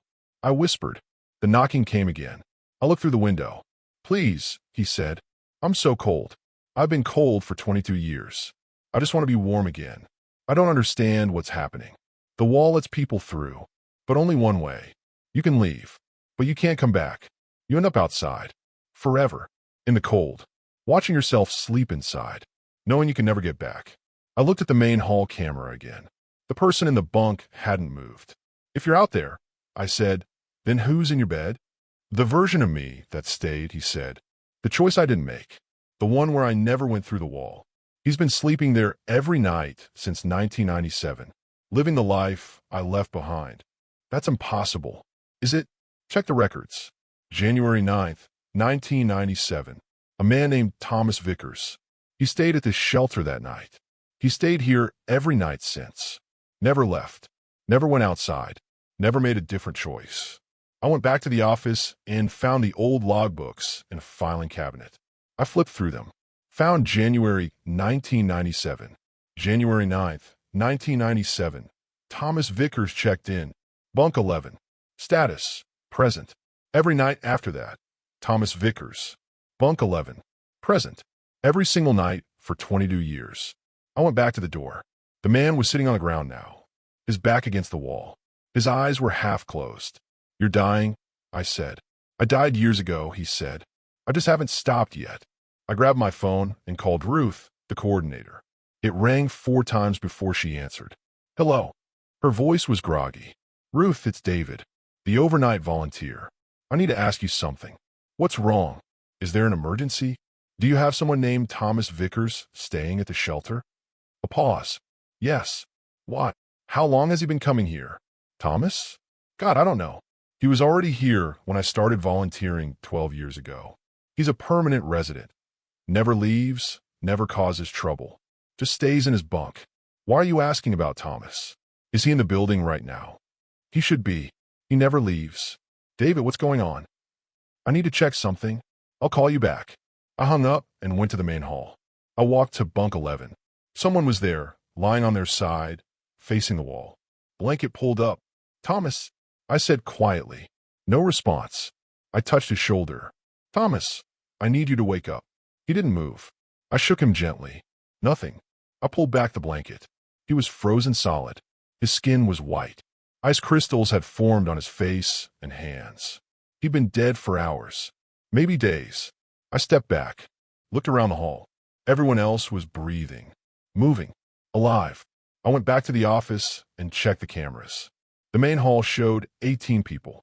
Thomas was in his bunk. On the camera, he looked like he was sleeping, but I just touched him. He was frozen. I went back to the door. The man outside was lying on his side now, curled up, not moving. I unlocked the door. Don't, a voice said behind me. I turned. A woman stood in the hallway. One of the residents from the women's room.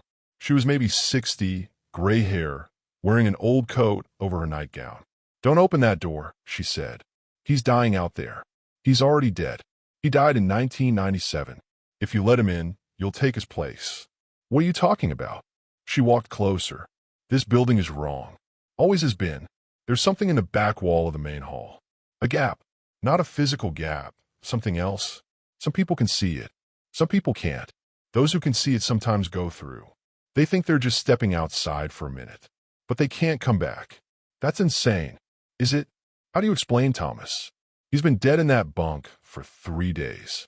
I saw it happen. He just stopped moving. Stopped breathing. But every morning, when the day volunteer comes in, they see him sleeping. They see him wake up. They see him eat breakfast. Because the version of him that went through the wall needs him to stay. Needs that life to continue. So it does. Why didn't you tell anyone? I did. They don't see it. They see Thomas alive. They see him fine. Only certain people can see the truth. You can. That's why you can see him outside. That's why you found him frozen in his bed. I looked through the window. The man outside was completely still now. If I open this door, you'll swap places, she said. He'll be inside, warm, in his bunk. And you'll be outside. Forever. Frozen. Knocking on the door. Begging to be let back in. So, I just let him die? He's been dying since 1997. You're not letting him do anything. You're protecting yourself. I stared at the man through the window. His chest wasn't moving. How many others? I asked. I don't know. I've been coming here for 8 years. I've seen 3. Thomas, a woman named Sarah, and a man named Marcus. They all made the same choice. They all went through the wall. Now they're all outside. Forever. Where are Sarah and Marcus? Sarah's at the front door. Marcus is at the side window. You just haven't heard them yet. But you will. They knock every night. The same time they left. Sarah at 2:15. Marcus at 4:30. They'll knock until morning. Then they'll disappear. Then they'll come back tomorrow night. I looked at the cameras. The front door. Nothing there. Side window. Nothing visible. You can't see them on the cameras, the woman said. Only in person. Only if you're paying attention. At 12:47, the knocking stopped. I looked through the window. The man was gone. Just an empty parking lot. Snow falling. I checked the main hall camera. Thomas was still in his bunk. Still frozen. But on the camera, he looked fine. Just sleeping. I went back to the main hall. Thomas was exactly where I'd left him. Frozen. Dead. But the bunk next to him, bunk 12, was now empty. I checked the logbook. Bunk 12, James Mercer. Checked in at 9 p.m. I walked through the hall, counting. 17 people present.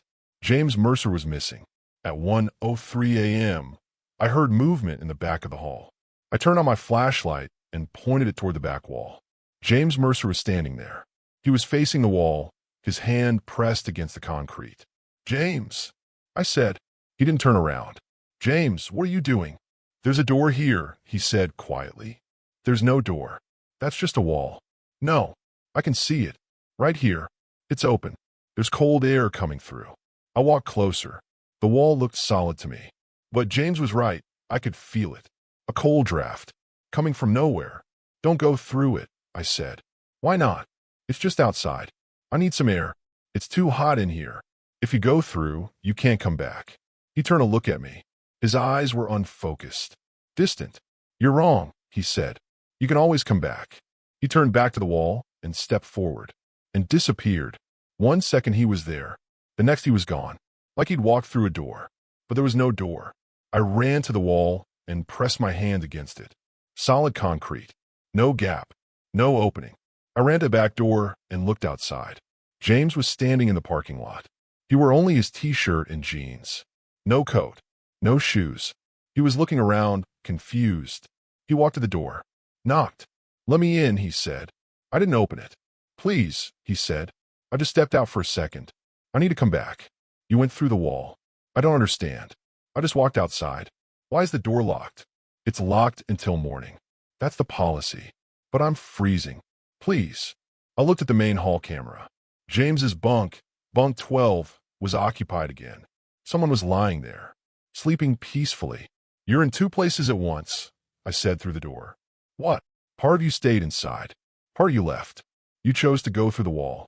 Now you're trapped outside with that choice. He stared at me through the window. That's not possible. Thomas Vickers, 1997. He's still here. Still frozen in his bunk. Still outside knocking. You're going to be the same, unless you go back through the wall. Ow! I don't know, but you can't come through this door. If I open it, I'll take your place. His face went pale. So I'm stuck? Yes. He backed away from the door, looked around the parking lot. Then he ran toward the back wall of the building. He pressed his hands against the bricks, searching, feeling. There's nothing here, he shouted. It's solid. You can only go through one way, I said. You can't come back. He kept searching, running his hands along the wall. Desperate. At 2:15 a.m., someone knocked on the front door. I went to it and looked through the window. A woman stood there. She wore a summer dress. No coat. Her skin was blue. Her hair was frozen. Let me in, she said. I'm Sarah. I was staying here in 2003. I went through the wall. I need to come back. I didn't open the door. At 4:30 a.m., someone knocked on the side window. A man. Thin. Gray hair. Frozen solid. I'm Marcus, he said through the glass. 1998. I've been outside for 26 years. Please let me in. I'm so cold. I walked back to the office. James was still outside, searching the wall. Sarah was at the front door, knocking. Marcus was at the window, all of them frozen, all of them pleading. At 6 a.m., the morning volunteer arrived. A man named Ken. I let him in through the front door. How was your night? He asked. Fine, I said. He walked to the main hall. I followed. He counted heads. Everyone's here, he said. Good. Thomas, James, time to wake up. I watched him walk to bunk 11. He shook Thomas's shoulder. Thomas sat up, yawned, stretched. He wasn't frozen. He looked alive. Normal. Morning, Ken, Thomas said. Ken moved to bunk 12. Shook James's shoulder. James sat up too. He looked at me. His eyes were clear. Did you sleep okay? Ken asked him. Yeah, James said. Fine. I stared at both of them. They looked completely normal. Ken turned to me. You look tired. Long night. Something like that. Go home and get some rest. See you next week. I nodded. I went outside. The parking lot was empty. No one at the front door. No one at the back door. No one at the window. But when I got to my car, I looked back. There were 3 people standing at the building's edge, in the shadows where the street light didn't reach. Thomas, Sarah, Marcus, all frozen, all watching. They'd be there tomorrow night, and the night after, and every night after that. I drove home. I called Ruth that evening and told her I couldn't volunteer anymore. Family emergency. She understood. I never went back to that shelter, but I still think about James sometimes. About the choice he made. About the wall. And I wonder how many others went through it. How many are standing outside right now, in the cold, knocking on doors that won't open, trapped between the choice they made and the life they left behind. Forever.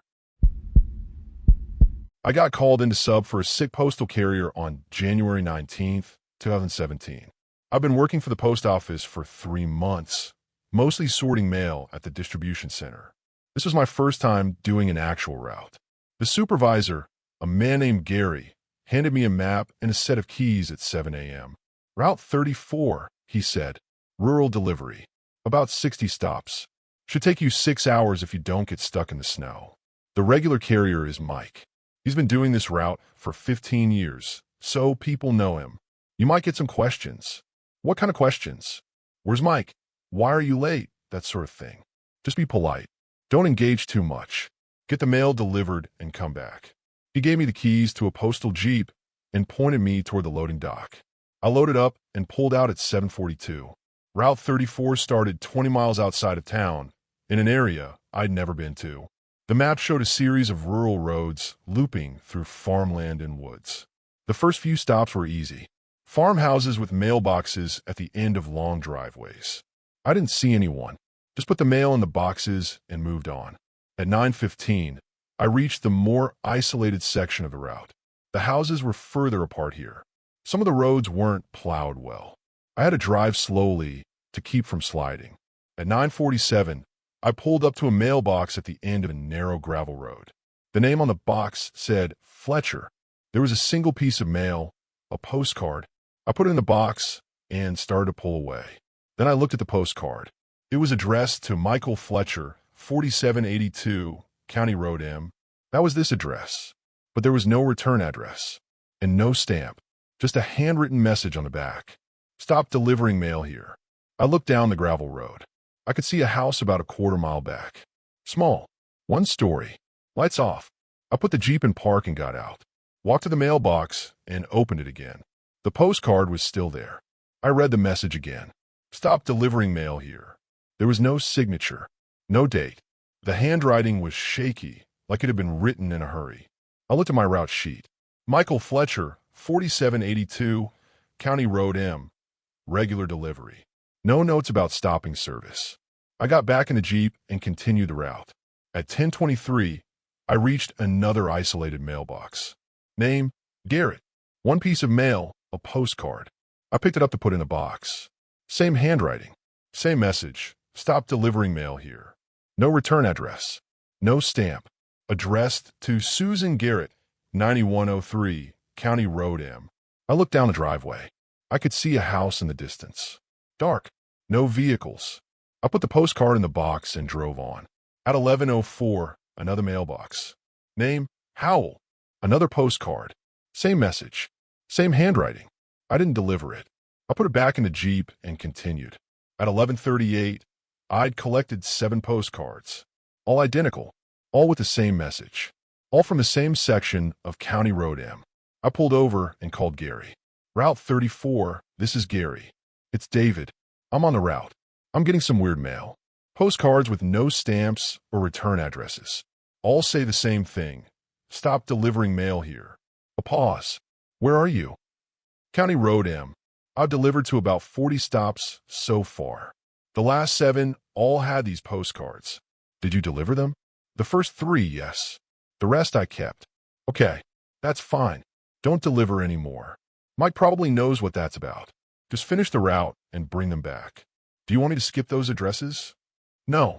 Deliver the regular mail. Just don't deliver the postcards. They're probably some kind of prank. They don't have stamps. I know. That's weird. But it's not your problem. Just finish up. He hung up. I continued the route. At each of the next stops, there was regular mail, bills, magazines, letters. No more postcards.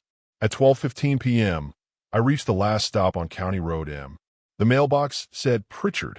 There was a stack of mail, mostly junk, and one postcard. I picked it up. Different message this time. It's too late. You should have stopped. I looked down the driveway. The house was visible, a small cabin set back in the trees. Smoke was coming from the chimney. I delivered the regular mail and kept the postcard. At 12:47, I finished the route and started driving back toward town. I passed the addresses where I'd collected the postcards. They all looked normal in daylight. Just rural houses. Nothing unusual. At 1:15, I passed the Fletcher house again, the first one where I'd seen a postcard. I slowed down. There was a car in the driveway now, and someone standing on the porch. An old man. He was looking at the mailbox. Then he looked at me. He didn't wave. Didn't move. Just watched as I drove past. I got back to the distribution center at 2:30. Gary was waiting. How'd it go? Fine. I got all the mail delivered. Good. Did you bring back those postcards? I handed him the stack. 7 postcards. All with the same message except the last one. He flipped through them. His face went pale. What's wrong? I asked. These names, he said quietly. Fletcher, Garrett, Howell. These people are all dead. What? They died. Car accident. January 19th, 2002. All of them were on County Road M that night. Black ice. 7 vehicles. Head-on collision. Worst accident this county's ever seen. I felt cold. That was 15 years ago today. Yeah. He looked at the postcards again. And these addresses, these are where they lived. Where their families still live. Who sent them? I don't know. But these shouldn't exist. There's no postage. No return address. They're not processed through the system. Then how did they get in the mail? He didn't answer. At 3 o'clock, Mike called in. Gary put him on speakerphone. Mike, it's Gary. Did you ever get postcards like these on Route 34? Like what? Gary described them. Silence on the other end.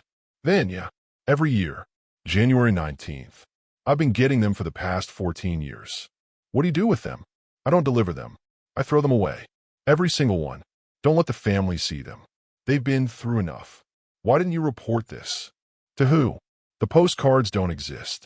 They're not in the system. They're not postmarked. How do you report something that shouldn't be there? Where do they come from? I don't know. But I know what happens if you deliver them. What? The families call. They're upset. They say someone's harassing them. They want answers, but there are no answers.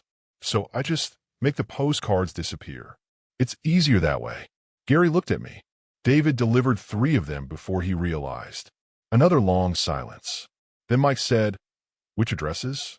"Fletcher, Garrett, and Howell." "Shit. What?" "Those families. They're going to call. They're going to want to know who sent them." "What are you going to tell them?" "I don't know." "Tell them the truth. Tell them someone put the postcards in the mailboxes. Not through the mail. Just left them there. Tell them it's vandalism. Tell them you'll report it to the sheriff." "Is that what happened?" "I don't know what happened, but that's the only explanation that makes sense." We hung up. At 4:30, the call started.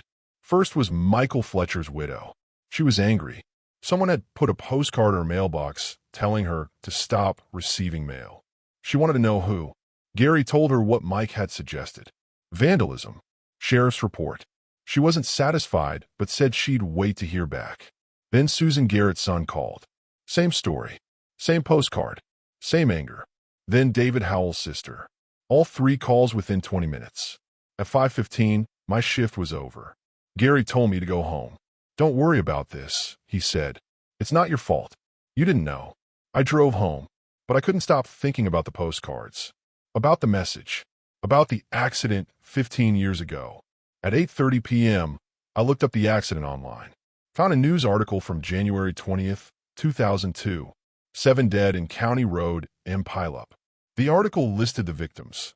Michael Fletcher, Susan Garrett, David Howell, Patricia Chun, Robert Mills, Karen Torres, James Pritchard. 7 names. 7 postcards. I kept reading. The accident happened at 11:47 p.m. Black ice. The first vehicle lost control and crossed the center line. 6 others couldn't stop in time. All 7 drivers died at the scene. The article included a detail I hadn't noticed before. The mail carrier who discovered the accident the next morning, January 20th, 2002, was Mike Patterson, Route 34. He'd been delivering mail when he came across the wreckage. I called Mike's number. It was listed in the employee directory. He answered on the 3rd ring. "Hello. Mike, it's David. The sub from today. I need to ask you something." "What?" "You found the accident.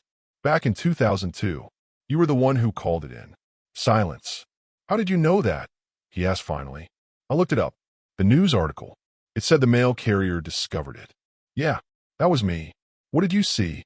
"Why are you asking?" "Because I need to understand what's happening. These postcards, they're connected to that accident somehow. And you've been dealing with them for 14 years. I need to know what you know." He was quiet for a long moment. Then, "Meet me tomorrow. Route 34. The Fletcher mailbox. 9 a.m. "Why there?" "Because that's where it starts. Every year. That's always the first postcard." He hung up. I didn't sleep well that night. I kept thinking about the postcards. About the message. "Stop delivering mail here." At 8:45 a.m., I drove out to County Road M. Mike was already there, parked on the shoulder near the Fletcher mailbox. He was standing outside his Jeep, smoking a cigarette. I pulled up behind him and got out. "Thanks for coming," he said. "What's going on?" He pointed down the gravel road toward the Fletcher house. January 20th, 2002. I was running my route. Normal day. I pulled up here at 9:15 a.m., same as always. Put the mail in a box. Started to drive away. He took a drag from his cigarette. Then I saw the smoke. Down the road, past the curve. Black smoke. I drove down to check it out. That's when I found them. The accident. 7 vehicles. Piled up. Most of them were still burning. The smell. He shook his head. "I'll never forget that smell." "You called 911. "Yeah. Fire department came. Sheriff. Ambulances. But it was too late. Everyone was already dead. They'd been there since the night before. And the postcards started after that. January 19th, 2003. 1 year later. I'm running my route, and there's a postcard in my tray from Michael Fletcher. No stamp. No return address. Just a message. "Stop delivering mail here." "What did you do?" "I delivered it. I didn't know what else to do." His widow called that afternoon. She was crying. She wanted to know who sent it. I told her I didn't know. She said it had to be someone cruel. Someone who knew about the accident, but wanted to hurt her. He dropped the cigarette and crushed it under his boot. The next year, same thing. January 19th, 2004. Postcards for all 7 families. Same message. I delivered them again. All 7 families called. All of them upset. That's when I realized it happens every year. On the anniversary. So you stop delivering them. Yeah, I intercept them. Throw them away. The families don't need that. They're trying to move on. But who's sending them? He looked at me. That's the thing. Nobody's sending them. They just appear. They're not in the mail when I load up. They're not in the tray when I leave the distribution center. But by the time I get to County Road M, they're there. Mixed in with the regular mail. Like they've always been there. That's impossible. I know. But it's true. I've checked. I've counted the mail before I leave. I've marked the stacks. The postcards appear during the drive. Between the distribution center and County Road M. Somewhere along the way, they just materialize. I stared at him. You're saying they come from nowhere. I'm saying they come from the accident. From that moment. From 11:47 p.m., January 19th, 2002. That's when those 7 people died. That's when time broke somehow. And every year, on the anniversary, the break opens up again. And these postcards come through. Why postcards? Why that message? I've thought about that for 14 years, Mike said. And I think they're trying to warn us. Or warn themselves. Stop delivering mail here. Don't come down this road. Don't be here on January 19th at 11:47 p.m. Because that's when the accident happens. That's when everything goes wrong. But the accident already happened. 15 years ago. Did it? He looked at me. Or does it happen every year?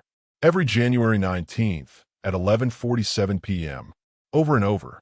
Time doesn't move forward past that point. It just resets. And they die again. And again. Forever. I felt sick. The last postcard, I said. The one from Pritchard. It said something different. It's too late. You should have stopped. Mike went pale. You got that one? Yeah. Yesterday. What does it mean? It means they know. They know you delivered the first 3. They know you didn't stop. And now? Now what? He checked his watch. What time did you deliver the Fletcher postcard yesterday? I thought back. Around 9:50. And Garrett? 10:25. And Howell? 11:05. He was quiet for a moment. Then, you delivered them in the morning. But the accident happened at night. 11:47 p.m. That means... What? That means they're waiting for tonight. Waiting to see if you'll be on County Road M at 11:47 p.m. Because that's when it happens. That's when they die. And if you're there, if you're on that road at that exact time, you become part of it. Part of the accident, part of the loop. You die with them. And then every year after that, on January 19th, you send a postcard. Try to warn someone. Trying to break the cycle. But it never works. Because time always goes back to that moment. Always. I backed away from him. That's insane. Is it? Where are you planning to be tonight at 11:47? Home. In bed. Are you sure? Or will something call you back here? Will you get a message? A call? An emergency? Something that makes you drive down County Road M at exactly the wrong time. I didn't answer. That's how it works, Mike said. The postcards are the warning, but they're also the summons. By delivering them, you've connected yourself to this place, to this moment. And tonight, at 11:47, something will try to bring you back here. How do I stop it? You don't. You survive it. You stay home. You don't answer your phone. You don't check messages. You don't leave your house for any reason. Not until after midnight. Not until January 20th. And if I do that, then maybe you break the cycle. Maybe you're the first person who doesn't come back, who doesn't die on this road. He got his Jeep. I've got a route to finish. You should go home. Don't come back here. Not today. Not ever. He drove away. I stood there for a long moment, looking down County Road M. The road was empty. Snow covered everything. It looked peaceful, normal. I got in my car and went home. At 6:30 p.m., my phone rang. Unknown number. I didn't answer. It rang again at 7:15. Same unknown number. I turned off my phone. At 9:30, someone knocked on my door. I looked through the peephole. No one there. The knocking continued. 3 knocks. Pause. 3 more. I didn't open it. At 10:45, I heard a car horn outside. I looked through the window. A postal Jeep was parked in front of my house. Empty. Headlights on. Horn blaring. I closed the blinds. At 11:30, my phone turned itself on. A text message appeared. Route 34 emergency. Report to County Road M immediately. I deleted it. Turned off the phone again. At 11:42, the power went out. I sat in the dark, watching the clock on my battery-powered watch. 11:43, 11:44, 11:45. The knocking on my door got louder. 11:46. A voice outside. We need you on County Road M. There's been an accident. 7 vehicles. We need help. 11:47. The knocking stopped. The voice stopped. Everything went silent. I waited. 11:48. 11:49. 11:50. At midnight, the power came back on. I looked outside. The postal jeep was gone. The street was empty. I turned on my phone. No messages. No missed calls. I sat there until dawn. The next morning, I drove past County Road M on my way to work. I didn't turn down it. I just looked at the entrance as I passed. There was nothing there. No accident. No smoke. No police cars. Just an empty road. I got to the distribution center at 8 a.m. Mike was already there. He looked at me. You made it, he said. Yeah. Good. That means you broke it. You're the first one who didn't come back. What happens now? Now you never deliver on Route 34 again. You request a permanent reassignment. You forget about County Road M. You forget about the postcards. You move on. And the families? They'll keep getting the postcards. Every year. Every January 19th. But someone else will deal with them. Someone who doesn't know better. Someone who might not be as lucky as you. We should warn them. Warn them about what? Time loops? Dead people sending mail? They'll think you're crazy. And maybe you are. Maybe we both are. But at least you're alive. He walked away. I requested a reassignment that afternoon. Gary approved it without asking questions. I never worked Route 34 again. But every January 19th, I stay home. I don't answer my phone. I don't check messages. I don't leave my house until January 20th. Because I know what's out there on County Road M at 11:47 p.m. 7 people dying in an accident that happened 15 years ago. Still dying. Still trapped. Still sending postcards that no one should deliver. And I know that if I ever go back, if I ever drive down that road at the wrong time, I'll be the 8th. Forever. I accepted a maintenance job at a ski resort in Vermont for the 2016 to 2017 winter season. The pay was decent, and they provided housing, a small cabin near the base of the mountain. My duties were simple. Check the lifts every morning, clear snow from walkways, handle minor repairs, and lock up the equipment shed each night. The resort was called Blackridge Mountain. It had been operating since the 1960s, though it had changed ownership several times. The current owners had renovated most of the facilities, but some of the older buildings remained, including the equipment shed where I worked. My supervisor was a man named Carl. He was in his 60s, gruff but fair. On my first day, January 3rd, he walked me through my responsibilities. Shed needs to be locked by 9 p.m. every night, he said, handing me a key. No exceptions. Even if someone asks to get in after hours, you say no. Why? Resort policy. Liability issue. If someone gets hurt using equipment after hours, it's on us. He showed me the shed, a large metal building with tools, spare parts, and maintenance equipment. Everything was organized and labeled. One more thing, Carl said as we were leaving. Don't go up to the old lodge. What old lodge? He pointed up the mountain. Through the trees, I could see a structure near the summit. Dark wood, peaked roof. It looked abandoned. That was the original lodge, built in 1962. They closed it in 1987 after the accident. What accident? Avalanche. Killed 12 people. They rebuilt lower on the mountain after that. The old lodge has been empty ever since. Is it safe? Structurally? Probably. But it's off limits. Don't go up there. I nodded. The first 2 weeks were uneventful. I did my rounds, maintained the equipment, locked the shed every night at 9. The resort was busy with holiday skiers, and I barely had time to think about the old lodge. On January 18th, the weather turned. Heavy snow moved in. The resort closed the upper lifts due to avalanche risk. By evening, most of the guests had left. I locked the shed at 8:55 p.m. and walked back to my cabin. The wind was howling. Snow was coming down sideways. At 10:30, I heard a knock on my cabin door. I opened it. A woman stood there. She wore ski gear, jacket, pants, goggles pushed up on her head. She looked cold and exhausted. "I'm sorry to bother you," she said. "My group got separated on the mountain. I need to use a radio to contact ski patrol. Can you help me? The main office is closed, but there's a radio in the equipment shed. Come on." I grabbed my coat and keys. We walked to the shed through the storm. I unlocked it and turned on the lights. "Radio's over there," I said, pointing to a desk in the corner. She walked to it and picked up the handset. "Try to call." "Static. It's not working," she said. I checked it. The power was on, but we weren't getting any signal. The storm must have been interfering. "There's another radio at the ski patrol station," I said, "at the base of lift 3. We can walk there." "How far?" 5 minutes. We headed out. The storm had gotten worse. Visibility was maybe 10 feet. I used my flashlight to navigate. We reached the patrol station at 10:52. I unlocked the door and went inside. The radio was on the wall. I tried it. Dead. "Something's wrong with the system," I said. "What about the old lodge?" she asked. "Is there a radio up there?" "The old lodge is closed. It's been abandoned for 30 years.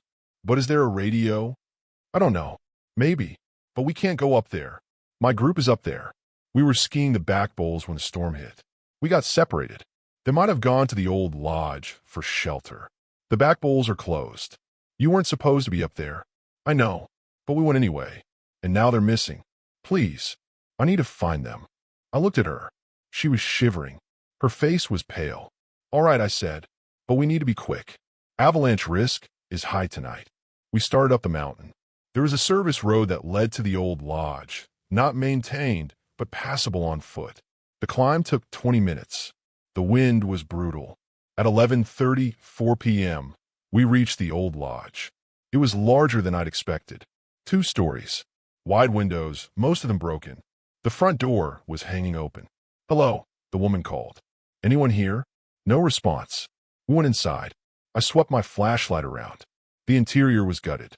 Furniture was overturned. Snow had blown in through the broken windows. Everything was frozen. "There's no one here," I said. "Check upstairs." We climbed the staircase. It creaked under our weight. The second floor was the same. Empty, frozen, abandoned. "They're not here," I said. "We need to go back." That's when I noticed the woman wasn't with me anymore. "Hello," I called. No answer. I went back downstairs. She wasn't in the main room. I checked the side rooms. Old kitchen, storage areas. No sign of her. "Where are you?" I shouted. I heard a voice. Faint, coming from somewhere deeper in the lodge. I followed it to a door at the back. It was closed. I opened it. A staircase led down into darkness. A basement. "Hello." I called down.